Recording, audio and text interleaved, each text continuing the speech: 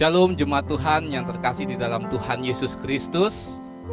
Puji dan syukur kita panjatkan kepada Tuhan sampai saat ini.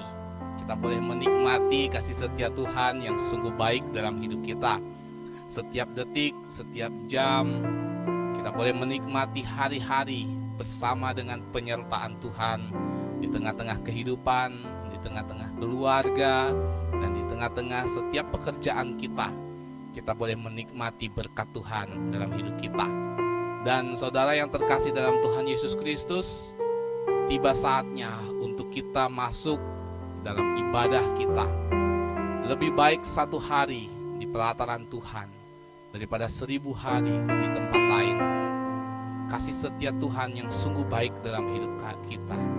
Mari Bapak Ibu Saudara yang terkasih dalam Tuhan Yesus Kristus, saya undang kita untuk bangkit berdiri. Kita mengangkat satu pujian, satu hal yang kurindu, berdiam di dalam rumahmu. Satu hal yang kupinta, menikmati baik Tuhan dalam hidup kita. Karena lebih baik 1 hari di pelataran Tuhan daripada 1000 hari di tempat lain. Mari jemaat Tuhan, kita angkat pujian ini.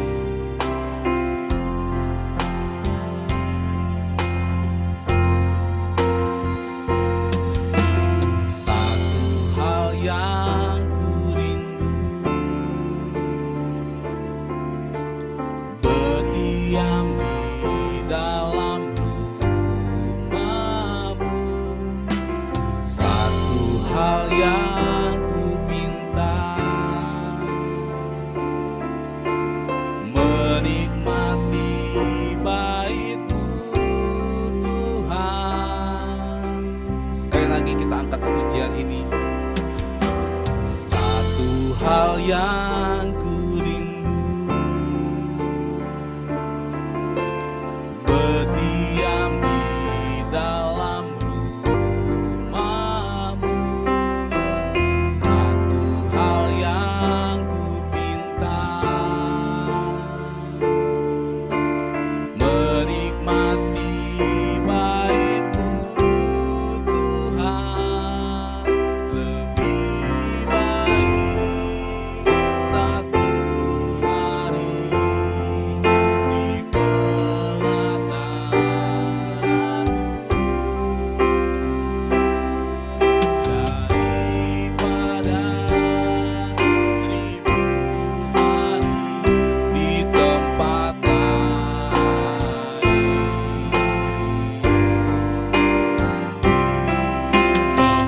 Memuji-Mu, menyembah-Mu, Kau Allah yang hidup, dan menikmati semua kemurahan-Mu.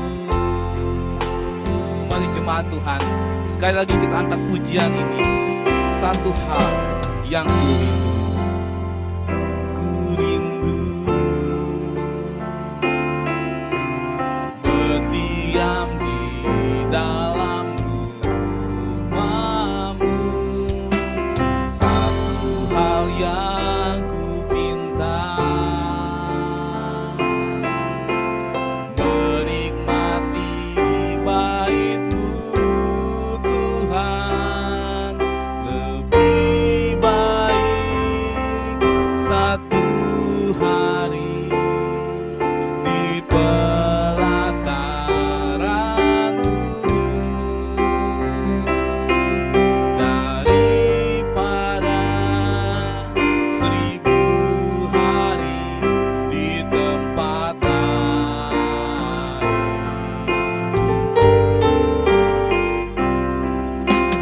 Memuji-Mu, menyembah-Mu, Kau Allah yang hidup,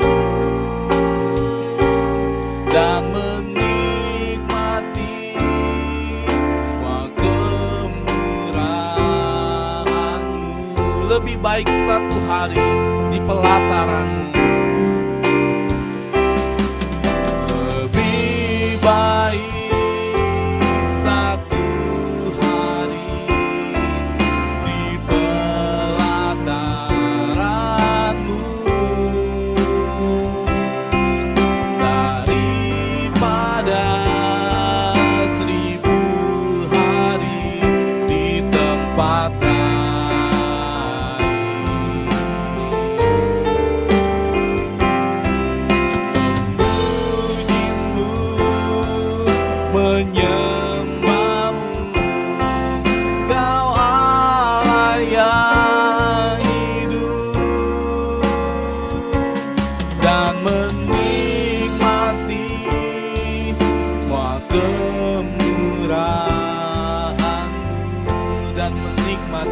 semua kemurahan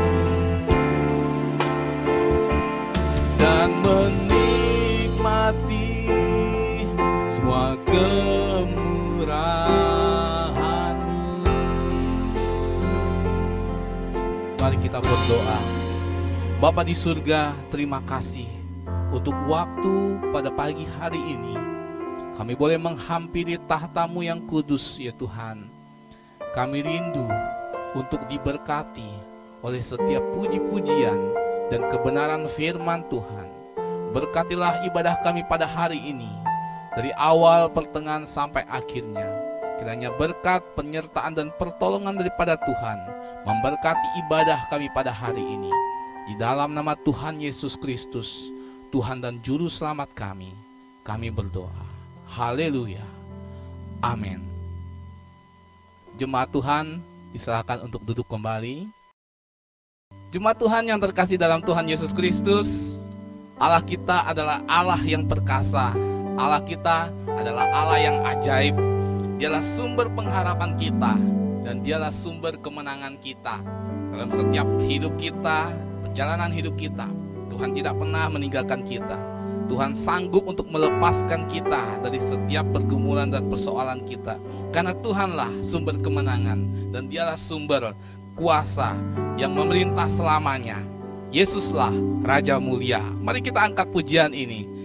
Ajaib Kau Tuhan.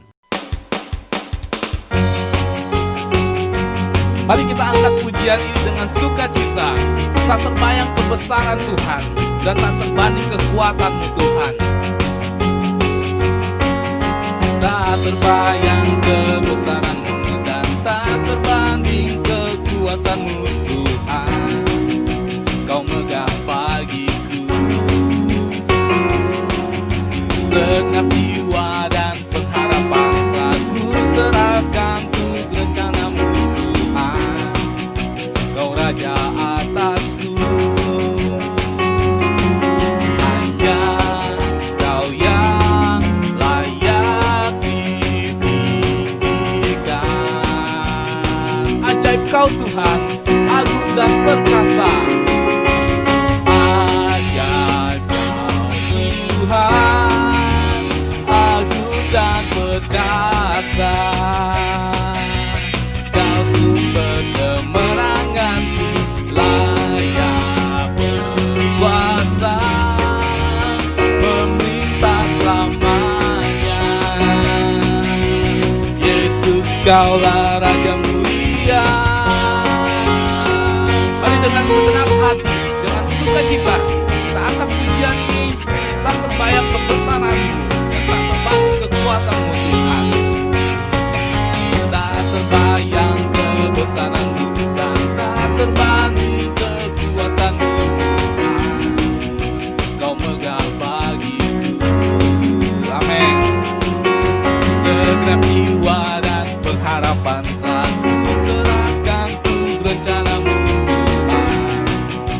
Kau Raja atasku, hanya Kau yang layak ditinggikan. Ajaib Kau Tuhan, agung dan perkasa. Ajaib Kau Tuhan, agung dan perkasa. Kau sumber kemenangan, layak berkuasa, memerintah selamanya. Yesus, Kaulah Raja Mulia. Ajaib Kau Tuhan, agung dan perkasa.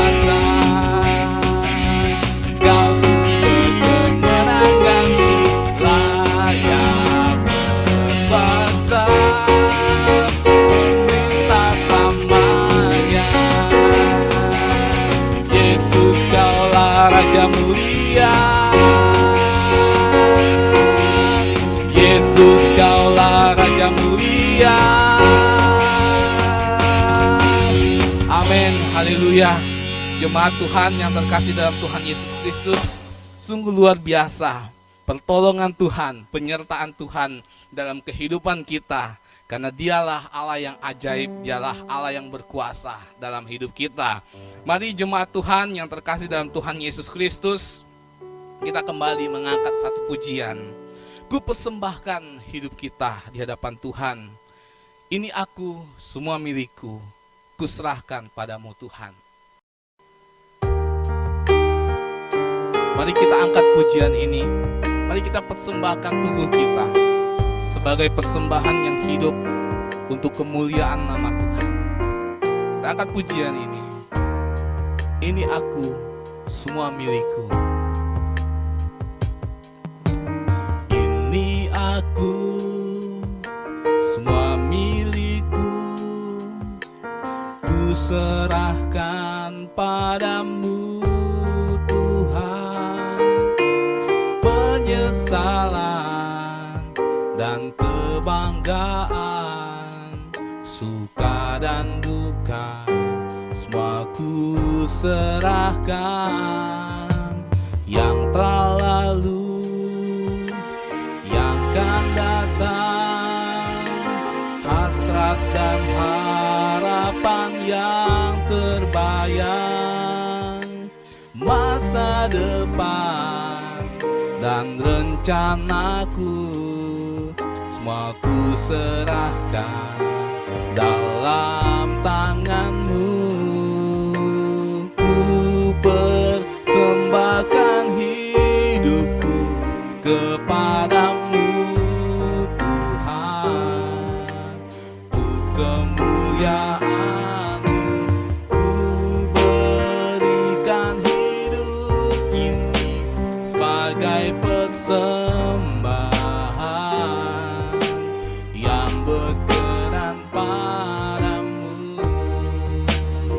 ulangi pujian ini. Ini aku, semua milikku. Ini aku, semua milikku.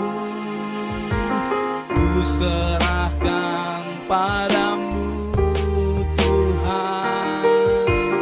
Penyesalan dan kebanggaan, suka dan duka, semua ku serahkan. Yang telah lalu, yang akan datang, hasrat dan harapan yang terbayang, masa depan dan rencanaku, semua ku serahkan dalam tangan-Mu.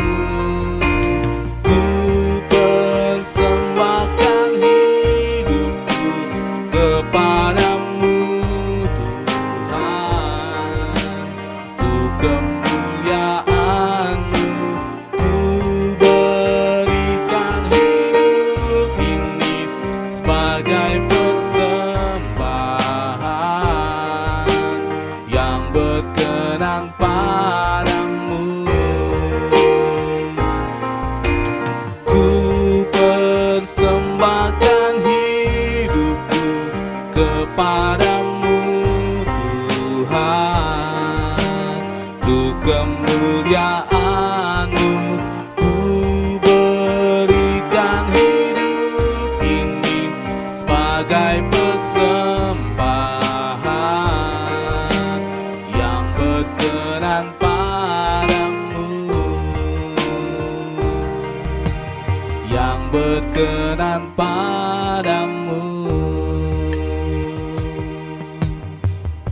Jemaat Tuhan yang terkasih dalam Tuhan Yesus Kristus, saatnya kita akan dilawat oleh kebenaran firman Tuhan. Kita percaya kebenaran firman Tuhan adalah kekuatan untuk kita dapat bertahan menjalani setiap kehidupan kita. Karena melalui kebenaran firman Tuhan, kita dapat mengerti, kita dapat mengenal bahwa Yesuslah penyelamat kita, Yesuslah pengharapan kita. Karena dialah kebenaran yang memberikan kita hidup untuk selama-lamanya. Mari jemaat Tuhan, kita angkat pujian ini. Yesus kau kebenaranku. Saya undang kita bangkit berdiri. Yesus kau kebenaran yang menyelamatkanku. Kau memberikanku hidup dan pengharapan.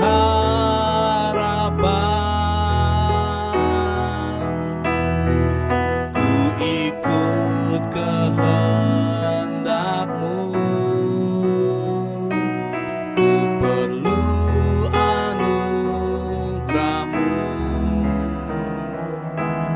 Ku nyatakan janjiku kepadamu.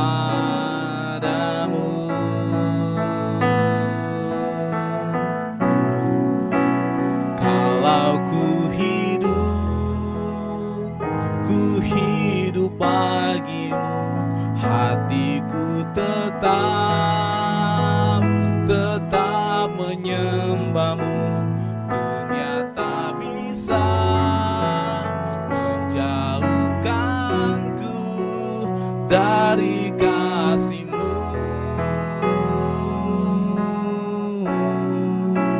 Selama ku hidup bagimu, mataku tetap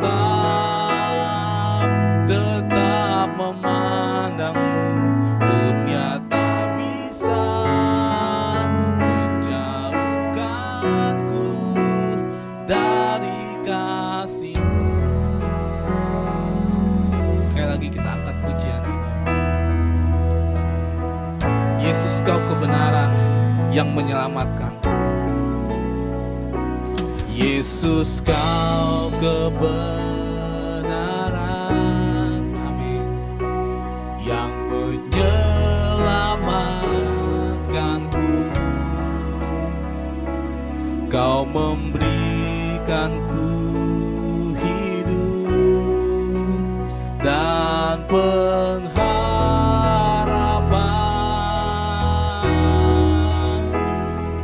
Ku ikut kehendak-Mu, ku perlu anugerah-Mu. Ku nyatakan janjiku kepadamu. Katakan, kalau ku hidup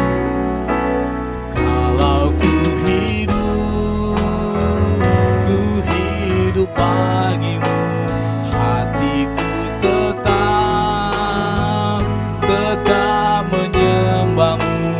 Dunia tak bisa menjauhkanku dari kasih-Mu.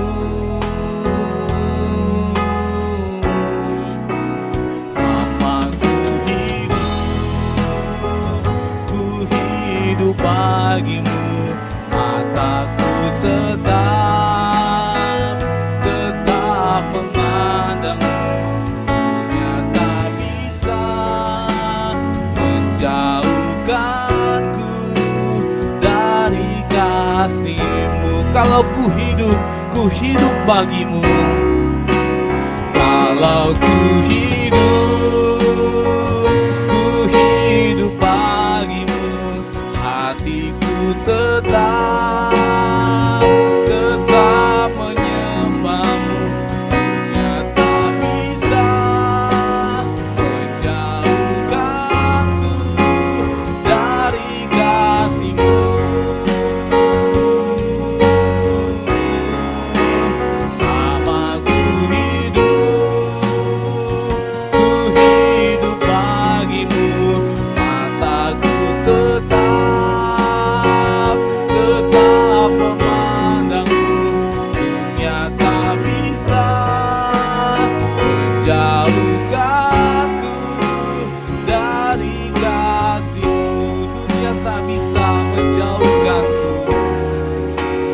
Dunia tak bisa menjauhkanku dari kasih-Mu. jemaat disilakan untuk duduk kembali. Shalom jemaat yang terkasih dalam Tuhan Yesus, saya mengajak kita untuk memasuki pemberitaan firman Tuhan. Mari kita berdoa. Tuhan Allah Bapa kami yang bertata dalam kerajaan surga, kami bersyukur pada hari ini kami boleh beribadah sekali lagi kepada Tuhan. Dan kami rindu Tuhan mengisi diri kami dengan kebenaran firman Tuhan. Kiranya Tuhan menolong setiap kami, secara khusus hamba-Mu yang berbicara. Tuhan berikan kuasa Tuhan, kiranya setiap perkataan hamba-Mu ialah isi hati Tuhan yang tersampaikan kepada jemaat. Terima kasih Bapa kami yang di surga, kami berdoa di dalam nama Yesus Kristus. Amin. Jemaat yang terkasih, saya mau mengajak kita untuk membaca firman Tuhan pada hari ini dari Mazmur pasal 42 ayat yang pertama hingga ayat yang ke-12. Memang agak panjang, tetapi satu pasal ini adalah satu pasal yang sangat menarik, yang sebenarnya ini akan terus berlanjut bagaimana pengalaman seseorang yang merasa sangat-sangat jauh dari Tuhan. Ketika dia di dalam satu kondisi yang mengharuskan dia merasa terpisah daripada Tuhan. Mari Bapak Ibu, sekali lagi di dalam Mazmur pasal 42 ayat yang pertama hingga ayat yang ke-12. Saya akan bacakan untuk kita semua. Bapak Ibu boleh mengikuti di Alkitab Bapak Ibu masing-masing. Demikianlah firman Tuhan. Untuk pemimpin biduan, nyanyian pengajaran Bani Korah. Seperti rusa yang merindukan sungai yang berair, demikianlah jiwaku merindukan Engkau ya Allah. Jiwaku haus kepada Allah yang hidup. Bilakah aku boleh datang melihat Allah? Air mataku menjadi makananku siang dan malam, karena sepanjang hari orang berkata kepadaku, di mana Allahmu? Inilah yang hendak ku ingat, sementara jika jiwaku gundah gulana. Bagaimana aku berjalan maju dalam kepadatan manusia, mendahului mereka melangkah ke rumah Allah dengan suara sorak-sorai dan nyanyian syukur dalam keramaian orang-orang yang mengadakan perayaan. Maka mengapa engkau tertekan, hai jiwaku, dan gelisah di dalam diriku? Berharaplah kepada Allah, sebab aku akan bersyukur lagi kepadanya, penolongku dan Allahku. Jiwaku tertekan dalam diriku, sebab itu aku teringat kepadamu dari tanah sungai Yordan dan pegunungan Hermon. Dari gunung Mizar, samudra raya berpanggil-panggilan dengan deru air terjunmu. Segala gelora dan gelombangmu bergulung melingkupi aku. Tuhan memberitakan kasih setianya pada siang hari, dan pada malam hari aku menyanyikan nyanyian suatu doa kepada Allah kehidupanku. Aku berkata kepada Allah, gunung batuku, mengapa engkau melupakan aku? Mengapa aku harus hidup berkabung di bawah impitan musuh? Seperti tikaman maut ke dalam tulangku, lawanku mencela aku, sambil berkata kepada aku sepanjang hari, di mana Allahmu? Mengapa engkau tertekan, hai jiwaku, dan mengapa engkau gelisah di dalam diriku? Berharaplah kepada Allah, sebab aku bersyukur lagi kepadanya, penolongku dan Allahku. Sampai sejauh demikian pembacaan firman Tuhan. Jemaat yang terkasih, saya teringat dalam sebuah tayangan, ada sebuah film. Ini film yang sudah dibesut beberapa kali, sudah pernah difilmkan, kemudian di syuting ulang, kemudian dijadikan film lagi yang baru, judulnya Hachiko. Ini tentang seekor anjing yang menunggu majikannya yang ternyata meninggal di luar sana di tempat pekerjaannya. Ketika mau pulang, anjing itu selalu menunggu di stasiun di mana orang ini atau pemiliknya pulang keluar dari stasiun itu. Jadi Bapak Ibu sekalian, singkat cerita, film ini sebenarnya adalah film yang dramatis, yang menyedihkan, ketika bagaimana seekor anjing yang begitu setia itu kehilangan tuannya, tetapi tidak ada kabar, tidak ada yang memberitahu dia hanya menunggu di situ sampai ada monumen Hachiko. Bapak Ibu sekalian, menariknya di dalam kisah film ini adalah ketika majikannya setiap hari pulang, pergi diantar sama anjing itu, kemudian anjing itu kembali ke rumahnya, nanti sore setelah majikannya pulang kerja, dia jemput majikannya di stasiun. Ada yang menarik adalah bisa-bisanya itu anjing begitu setia begitu. Tetapi yang menjadi hal yang dramatis dan menyedihkan adalah ketika majikannya meninggal, anjing itu tidak pergi dari tempat itu. Dia menunggu majikannya di situ sampai anjing itu meninggal di sana, di depan stasiun kereta itu. Nah, Bapak Ibu sekalian, rasa ditinggalkan itu membuat anjing ini, barangkali saya mengamati dari film itu, merasa sedih dan dia hanya terus menunggu tanpa tahu sebuah kejelasan sebenarnya majikannya pulang atau enggak, dan tidak ada orang yang bisa mengasih tahu dia bahwa majikanmu sudah meninggal. Tidak ada yang tahu, tidak ada yang kenal. Nah, Bapak Ibu sekalian, ketika di bagian akhir film ini, ketika di bagian monumennya ditunjukkan bahwa kesetiaan itu adalah harga yang sangat mahal dan jarang didapatkan. Itu adalah sebuah kata-kata yang sangat luar biasa, sekalipun memang tokoh utama dari film ini adalah seekor anjing, tetapi makna dari bagaimana kesetiaan anjing ini menunggu majikannya itu luar biasa. Seringkali di dalam kondisi kita sebagai manusia, di dalam penantian kita terhadap sesuatu yang akan datang, kita mengalami kekecewaan akibat bertele-tele menunggu atau berlama-lama menunggu terhadap sesuatu yang barangkali tidak jelas kapan junjungannya datang. Bapak Ibu sekalian, di dalam teks yang barusan kita baca, saya mengajak kita membaca sekali lagi. Di dalam teks ini adalah sebuah teks yang tertulis dari kondisi seorang hamba Tuhan. Ini adalah nyanyian Bani Korah, yaitu salah satu keturunan dari imam-imam Lewi, di mana mereka punya tugas khusus, yaitu menjadi perantara Tuhan untuk menyampaikan isi hati Tuhan melalui firman-firman yang sudah disampaikan dalam Taurat atau pengajaran-pengajaran Nabi. Bapak Ibu sekalian, di dalam teks ini justru yang menariknya adalah bagaimana kesetiaan seorang biduan atau seorang imam yang bernyanyi bagi Tuhan ketika ia menuliskan bahwa nyatanya aku ini dalam kondisi yang sangat kering di hadapan Tuhan, bahwa aku dalam kondisi yang sangat-sangat merindukan Tuhan, padahal dia adalah seorang yang tanda kutip kita katakan dia dekat dengan Tuhan, harusnya. Bapak Ibu sekalian, akan tetapi di dalam teks yang barusan kita baca, dia itu mengatakan dirinya, aku ini seperti rusa yang haus, yang merindukan sungai Tuhan, yang merindukan dirimu, jiwaku ini haus kepada Allah.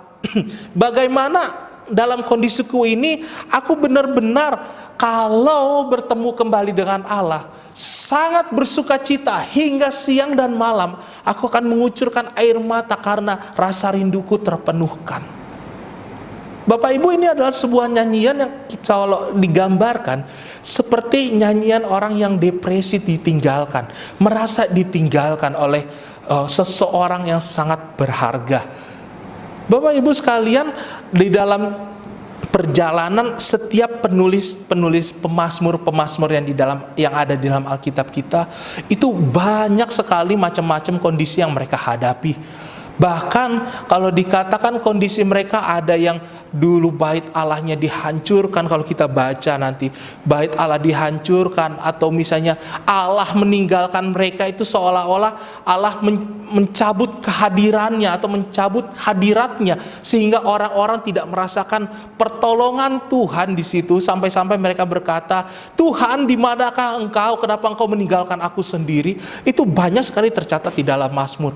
Bagaimana setiap orang, bukan hanya Bani Korah, bukan hanya orang-orang Lewi, bukan hanya hamba-hamba Tuhan, tetapi ternyata setiap orang punya kesempatan yang sama untuk merasa ditinggalkan oleh pada Tuhan. Bapak Ibu, pertanyaan paling dasar dari khotbah saya hari ini, pernahkah Tuhan meninggalkan kita? Itu adalah menjadi pertanyaan yang sangat menarik yang akan mendasari seluruh catatan kita, seluruh khotbah yang akan saya sampaikan pada jemaat. Bahwa jika pertanyaan itu dibangun dengan satu perasaan emosional maka kita akan mengatakan Tuhan bisa saja meninggalkan aku. Kenapa? Buktinya hari ini aku tidak merasakan penyertaan Tuhan secara emosional ya. Nah Bapak Ibu sekalian, saya mau mengajak kita satu persatu kita menelusuri di dalam teks pasal 42. Nanti kita akan buka di dalam Mazmur 23 dan di dalam teks-teks Alkitab yang lain.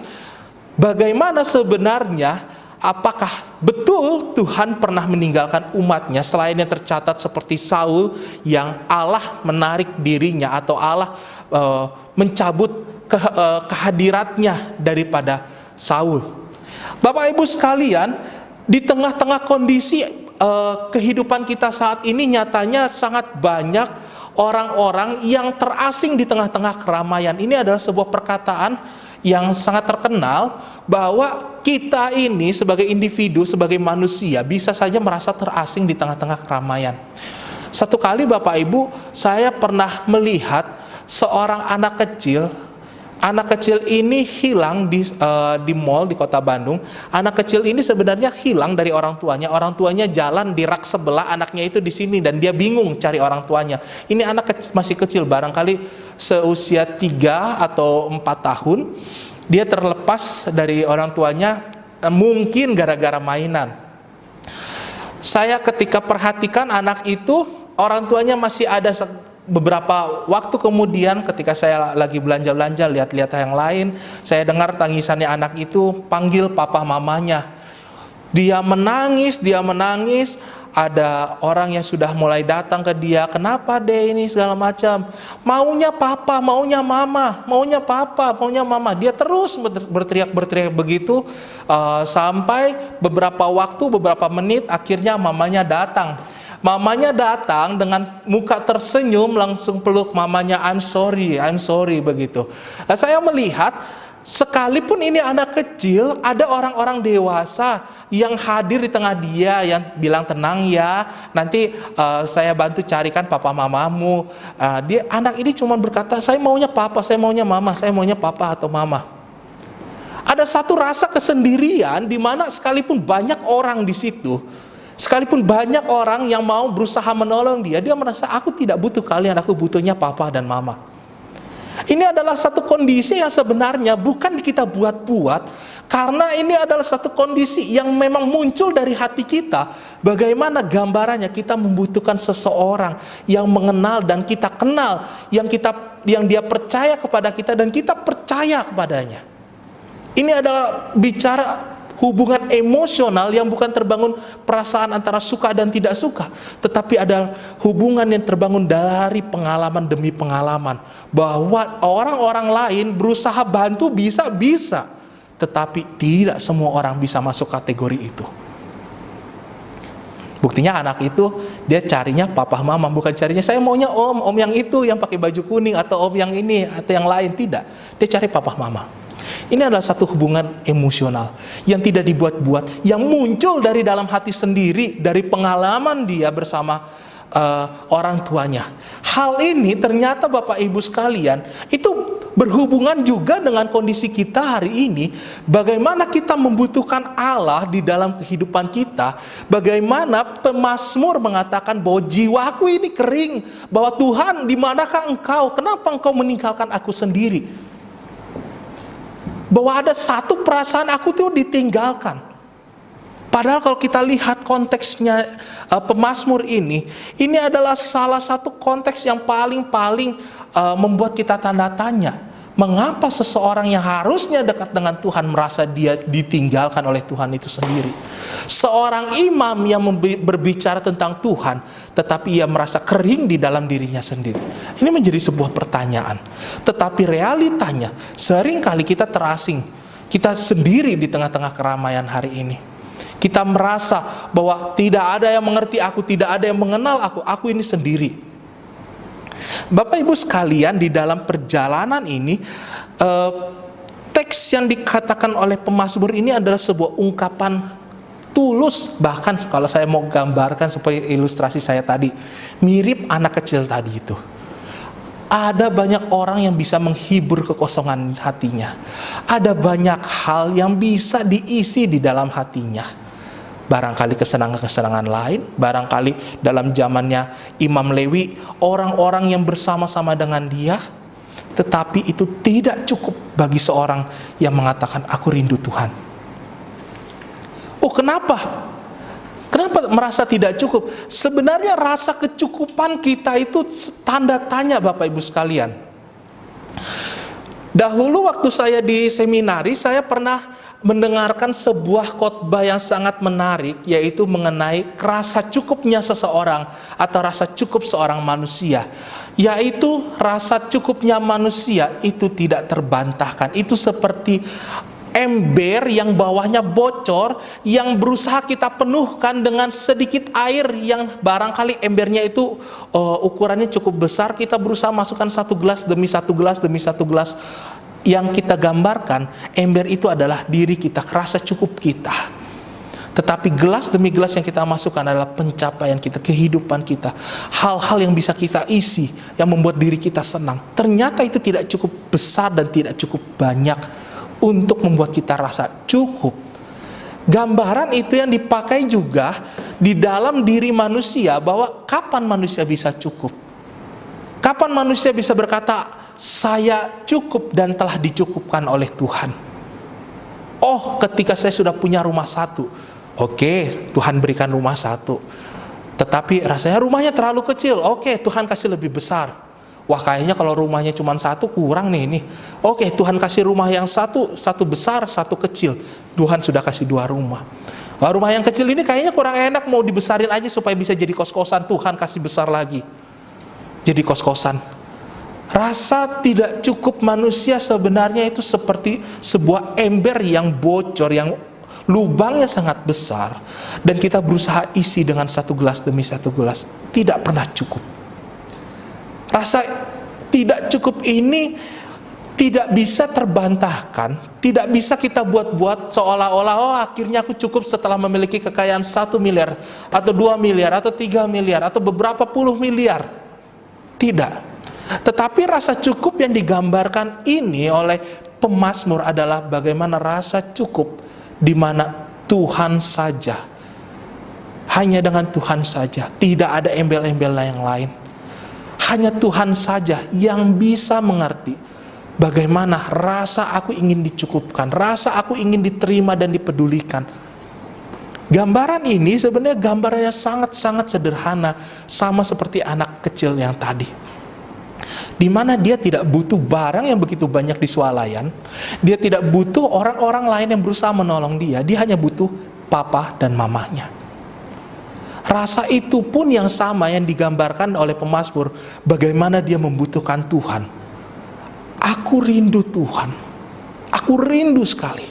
Tetapi di tengah-tengah kerinduanku, aku tidak merasakan bahwa Tuhan, aku intim denganmu.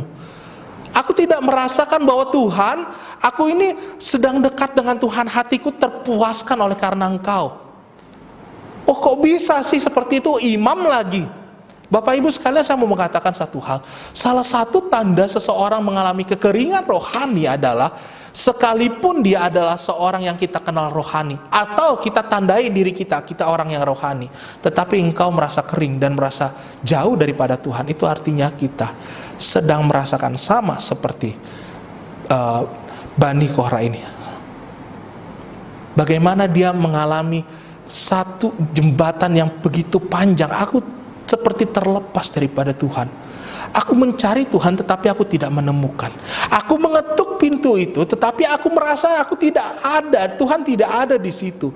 Aku berusaha membuka pintu hatiku kepada Tuhan, tetapi firman itu seperti tidak masuk dalam hatiku. Ada apa? Bapak Ibu sekalian, bicara ada apa itu bukan bicara hanya masalah bahwa engkau sedang sendiri, bahwa engkau sedang stres, tidak. Tetapi Bapak Ibu, selain karena Anda sedang stres, selain pikiran kita teralih, selain waktu teduh kita berantakan, ada satu hal yang jauh lebih penting daripada itu. Bagaimana hidup kekudusan kita di hadapan Tuhan.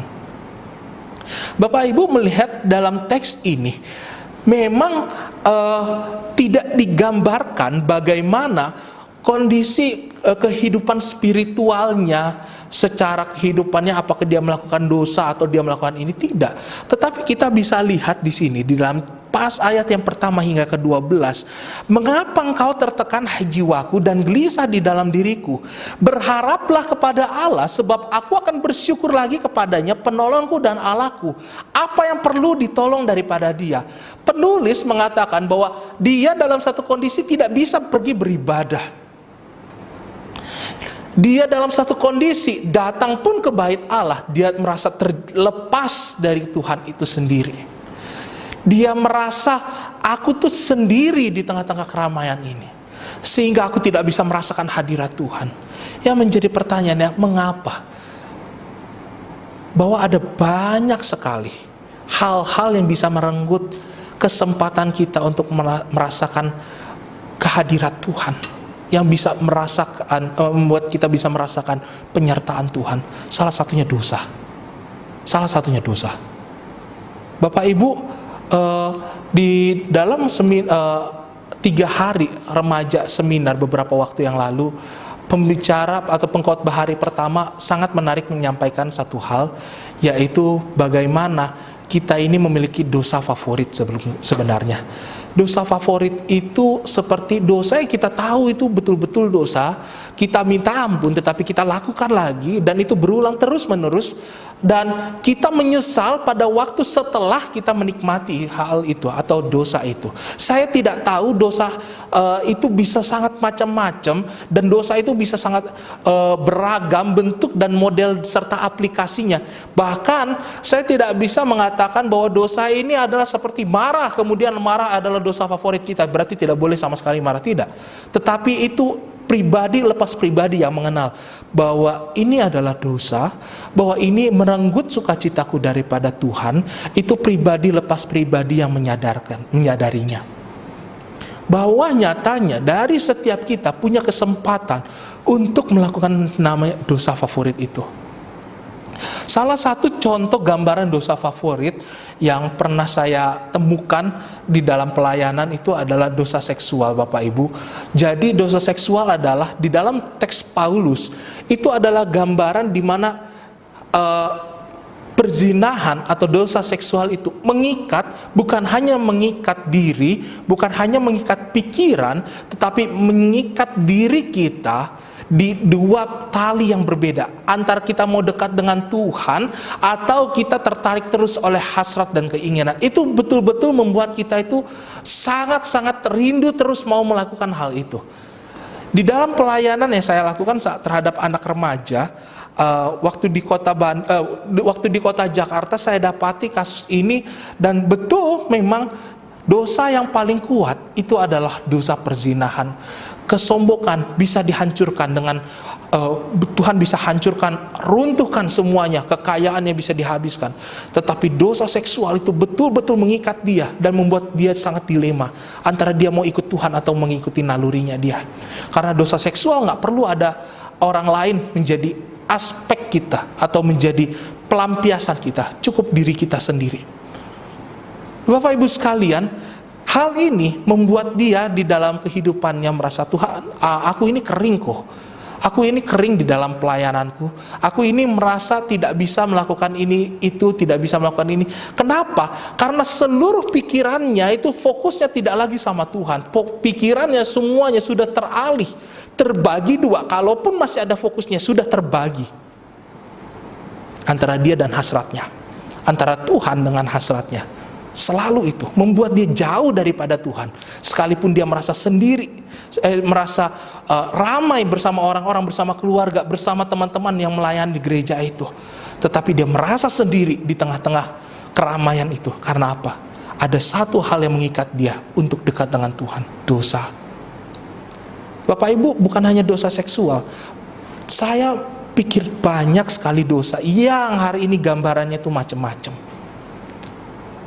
Akan tetapi satu hal, kembali kepada Allah. Ayat 8, mengapa engkau tertekan hai jiwaku dan gelisah di dalam diriku? Berharaplah kepada Allah, sebab aku akan bersyukur lagi kepadanya, penolongku dan Allahku. Bapak Ibu, dalam satu kondisi ketika kita mengalami depresi rohani atau mengalami kesendirian seperti ini, tidak ada jalan lain selain kita kembali kepada Allah. Saya sudah pernah berulang kali mengajak, atau hamba-hamba Tuhan, Pak Yosua, Pak Ustadz mengajak jemaat datang kembali kepada Tuhan. Itu bukan hanya sekedar ajakan, ayo datang ke gereja, ayo datang berdoa seperti doa makan Tuhan, saya mau makan, amin. Atau doa yang sepele-sepele, atau doa yang cuman sekedar saja dilakukan. Tetapi ini bicara bagaimana ketika kita datang berdoa kepada Tuhan, mengakui dosa. Tuhan, aku merasa jauh. Barangkali Tuhan, aku melakukan dosa sehingga Engkau tidak berkenan padaku. Tuhan, barangkali aku mengalami satu kondisi ini karena saya jauh daripada Tuhan, karena saya melakukan perbuatan-perbuatan, karena saya pikiranku tidak beres Tuhan, pikiranku penuh dengan hal-hal yang jahat atau hal-hal yang kurang baik, sehingga aku merasa sendiri Tuhan. Di dalam doa ini, yang paling penting adalah kembalilah kepada penolong kita, yaitu Yesus Kristus. Karena dulu Yesus mati menebus kita, supaya kita tidak terhilang lagi. Darah Yesus tercurah supaya ketika engkau dan saya, ketika semua jemaat menerima Tuhan Yesus, engkau diterima oleh Allah yang sama yang telah mengutus Tuhan Yesus, yaitu Allah yang menciptakan kita. Diterima 100%, diterima tanpa memandang lagi dosanya. Karena Allah Bapa telah memandang di dalam Yesus Kristus, di dalam pengorbanan anaknya yang tunggal, bahwa engkau dan saya dipulihkan. Bapak Ibu sekalian, kondisi ini hanya bisa dipulihkan, pertama, datang sama Tuhan. Pekerjaan stres, wah di rumah stres, padahal kalau ditanya,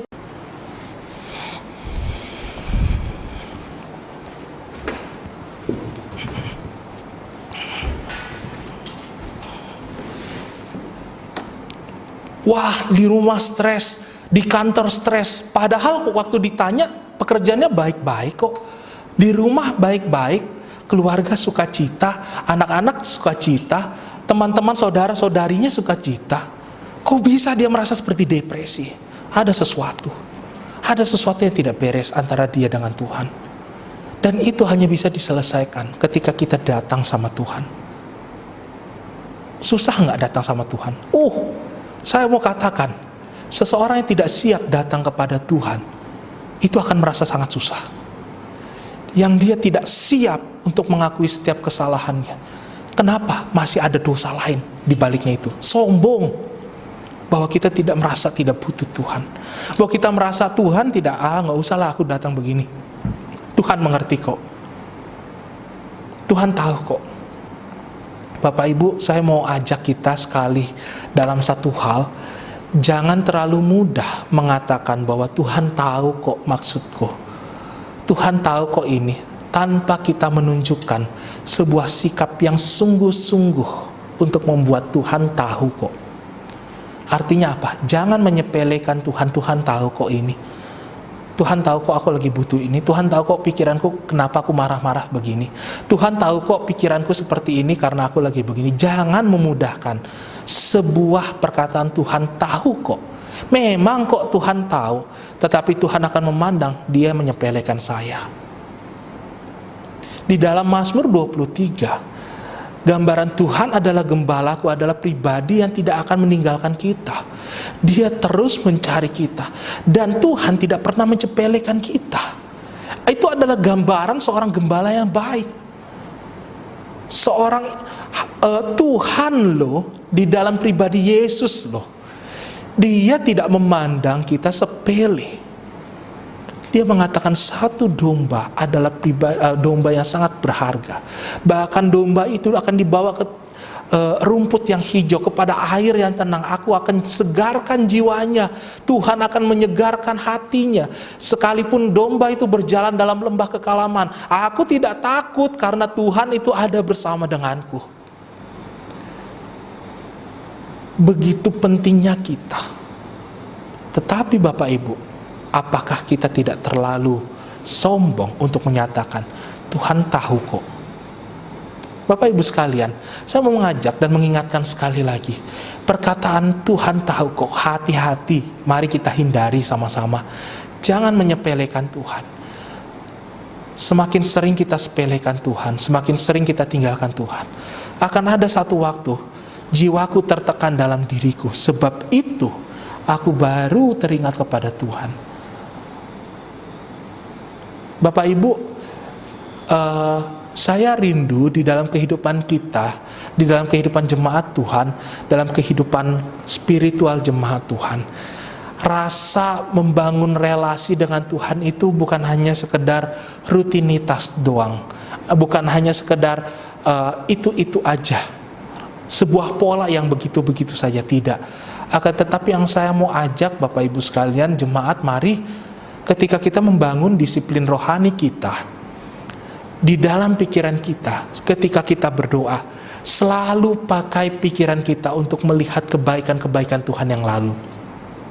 Itu adalah salah satu cara disiplin rohani yang membuat kita teringat bahwa aku tidak sendiri, bahwa Tuhan ada. Bahwa depresi rohani itu bisa aku kalahkan ketika ingat bahwa Tuhan tidak pernah meninggalkan kita. Bapak Ibu, penyertaan Tuhan itu tidak pernah meninggalkan kita. Itu sudah menjadi bagiannya kita. Bagaimana mungkin Pak Allah Roh Kudus ada di dalam diri kita? Mungkinkah Allah Roh Kudus itu keluar pergi, keluar masuk? Tidak. Allah Roh Kudus sekali dia turun kepada diri yang telah Allah kasihi, terus menerus ia akan ada di dalamnya. Tetapi pada waktu yang sama bisa saja kita mengalami, aduh aku tidak dengar suara Tuhan, aduh aku tidak merasakan hadirat Tuhan. Tetapi jangan takut, Tuhan tidak pernah meninggalkan engkau. Allah Roh Kudus ada dalam diri kita. Dia tidak di luar, tidak di samping, tidak di atas, di belakang, atau di samping kiri kita. Dia ada dalam diri kita. Dia ada di dalam hati dan pikiran kita. Sehingga setiap waktu sebenarnya Allah tahu kok. Akan tetapi kerasa kesendirian itu bisa selesai ketika kita kembali duduk. Ketika kita kembali ambil waktu, Tuhan, aku sudah rasa jauh. Seperti yang dikatakan di sini. Aku membutuhkan Tuhan lebih dari apapun. Aku sudah bekerja Tuhan, aku sudah berusaha melakukan yang terbaik bagi keluargaku. Akan tetapi rasanya tidak pernah cukup untuk memuaskan hasrat ini, untuk memuaskan hati ini. Aku perlu Tuhan. Bapak Ibu sekalian, mengapa engkau tertekan hai jiwaku, dan mengapa engkau gelisah dalam diriku? Pemazmur mengatakan, berharaplah kepada Allah sebab aku bersyukur lagi kepadanya. Penolongku dan Allahku, dialah Allah yang tidak pernah meninggalkan kita. Dialah Tuhan yang sesungguhnya senantiasa ada sama kita. Dia adalah Allah yang benar-benar memperhatikan kita. Sekalipun kita merasa sendiri dan depresi, Dia sebenarnya tidak pernah meninggalkan kita. Kita yang justru meninggalkan Dia. Mari Bapak Ibu sekalian, saya mau ngajak kita, ayo di dalam waktu-waktu ini, ayo kita datang lagi ke dalam mesbah Tuhan. Mesbah gak mesti di gedung gereja saat ini. Mesbah gak mesti Bapak Ibu harus hadir dalam gedung Gracia. Wah, bentar lagi Pak, vaksin COVID sedang diuji coba, bentar lagi kita bisa ke gereja. Betul, tetapi Tuhan tidak hanya berdiam di gerejanya. Gerejanya adalah Anda semua. Keluarga lepas keluarga, pribadi lepas pribadi, adalah tempat Tuhan ada. Wah, Bapak Ibu sekalian, satu waktu saya mau katakan, kita akan bersama-sama beribadah. Satu waktu akan begitu banyak kesaksian bagaimana Bapak Ibu dalam kehidupannya selama masa karantina, masa PSBB, masa isolasi mandiri, macam-macam masa, ada yang sakit barangkali, ada yang demam. Bapak Ibu punya banyak cerita di situ. Akankah itu menjadi cerita yang memberkati? Akankah itu menjadi sebuah pengalaman yang membuat Bapak Ibu bertumbuh? Jadikan itu pengalaman yang bertumbuh ketika apa? Ingat kembali bahwa Tuhan, di dalam kondisi ini aku sangat rindu Tuhan. Hari ini aku rindu Tuhan. Hari ini aku mau ceritakan kondisiku, pengalamanku bersama Tuhan. Aku mau dan rindu Tuhan pimpin. Barangkali Tuhan, aku punya masalah tapi gak ada jawaban. Tuhan pun belum kasih jawaban, tapi Tuhan tetap aku mau rindu datang sama Tuhan. Itu adalah yang paling penting dari semuanya. Mari Bapak Ibu sekalian, saya mengajak kita untuk kembali mengingat Mazmur 42 ini.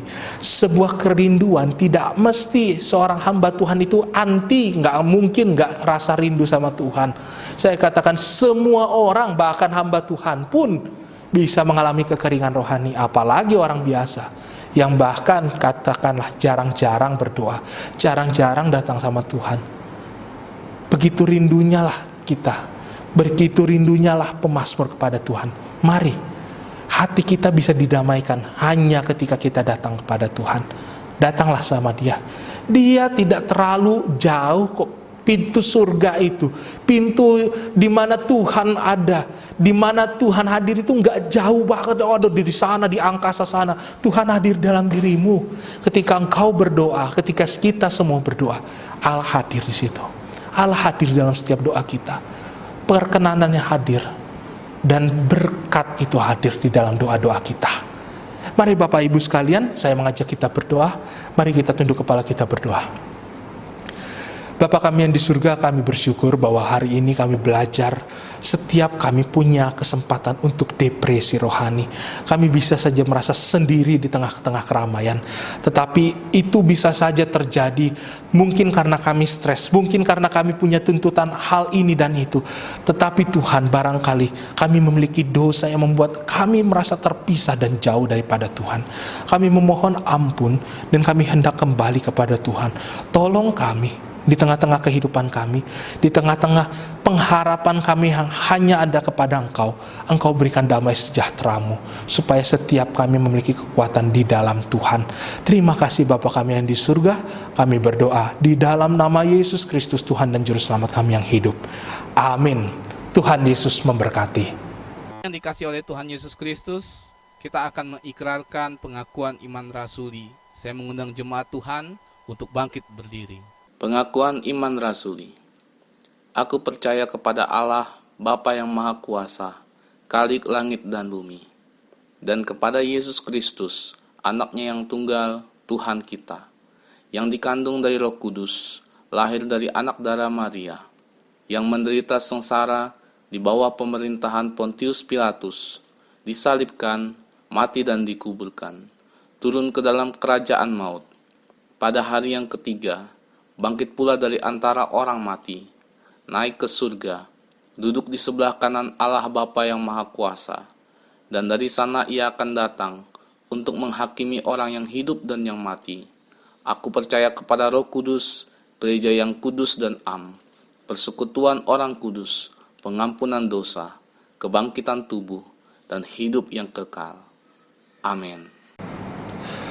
Shalom jemaat yang terkasih, saya mengajak kita memasuki dalam doa syafaat. Yang pertama, saya mengajak kita berdoa untuk anak-anak sekolah yang sudah memasuki semester baru mulai hari Senin lalu. Kita doakan mereka untuk boleh tetap semangat sekalipun harus belajar dari rumah. Yang kedua, kita berdoa untuk pengerjaan uji coba vaksin COVID-19 tahap 3. Kita doakan untuk setiap tim yang melakukan uji coba, kiranya boleh membuahkan hasil dan vaksin ini boleh diproduksi massal dan diedarkan di seluruh Indonesia. Mari yang ketiga, jemaat sekalian, saya mengajak kita untuk berdoa bagi jemaat yang berulang tahun maupun berulang tahun pernikahan di bulan Agustus ini.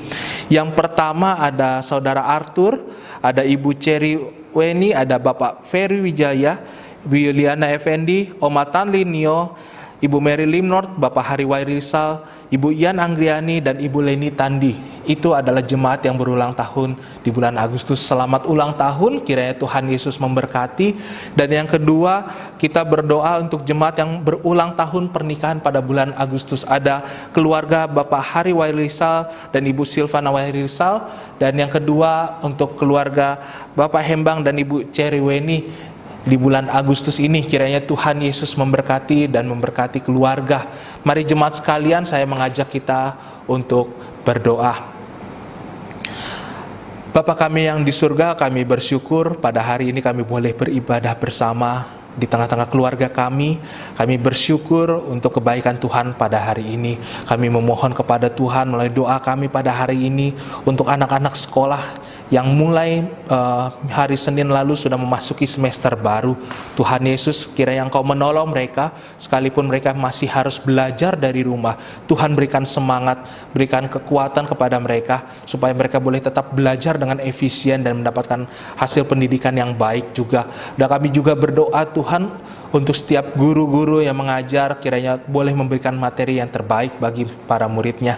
Kami berdoa Tuhan, untuk uji coba vaksin yang saat ini sedang dikerjakan, kiranya Tuhan menolong setiap tim yang mengerjakan vaksin COVID-19 ini, supaya ketika vaksin ini sudah dinyatakan baik dan efisien digunakan, boleh diproduksi massal dan diedarkan di seluruh Indonesia, sehingga kami boleh mendapatkan vaksin dan melakukan aktivitas kami dengan lebih leluasa.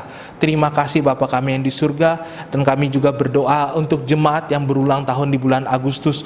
Tuhan Yesus, kiranya Engkau menolong mereka di usia mereka yang bertambah, maupun usia pernikahan mereka yang bertambah juga kasih, damai sejahtera, berkat penyertaan Tuhan di tengah-tengah keluarga, di tengah-tengah setiap pribadi lepas pribadi jemaat Tuhan, supaya mereka boleh betul-betul menyatakan bahwa Engkau adalah Allah yang baik melalui perbuatan tangan-Mu sendiri ya Tuhan.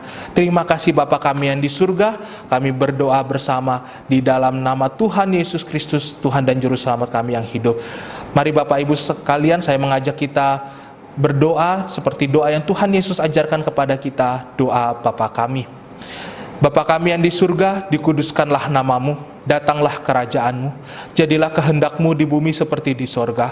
Berikanlah kami pada hari ini makanan kami yang secukupnya, dan ampunilah kami akan kesalahan kami, seperti kami juga mengampuni orang yang bersalah kepada kami. Dan janganlah bawa kami ke dalam pencobaan, tetapi lepaskanlah kami daripada yang jahat.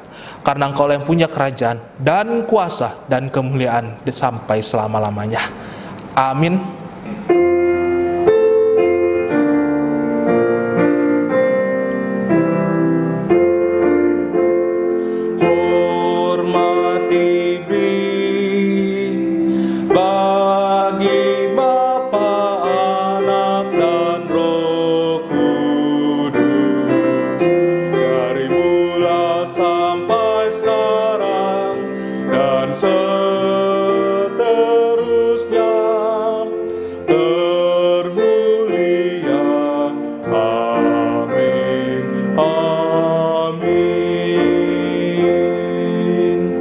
Amin. Jemaat dipersilakan untuk duduk kembali.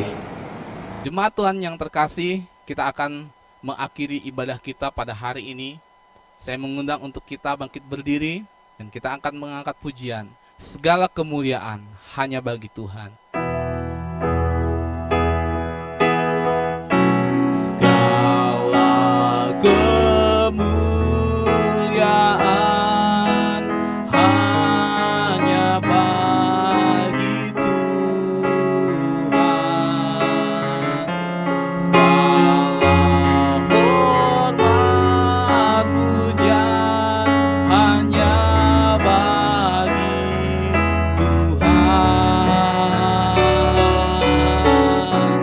Kuasa dan kemuliaan hanyalah bagi Tuhan. Segala kemuliaan, keagungan, kejayaan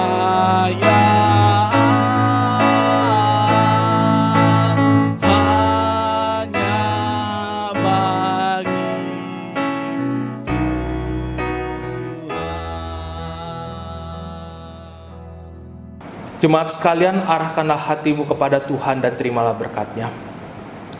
Kasih karunia dari Allah Bapa, cinta kasih dari Tuhan kita Yesus Kristus, dan pertolongan persekutuan di dalam Allah Roh Kudus menyertai kehidupan jemaat sekalian di dalam setiap pekerjaan usaha, di dalam setiap keluarga demi keluarga, di dalam setiap kehidupan pribadi demi lepas pribadi. Berkat Allah Tritunggal menyertai kehidupan kita sekalian mulai hari ini sampai selama-lamanya. Amin. Jemaat dipersilakan untuk duduk, silakan mengambil waktu teduh, ibadah kita selesai. Tuhan Yesus memberkati.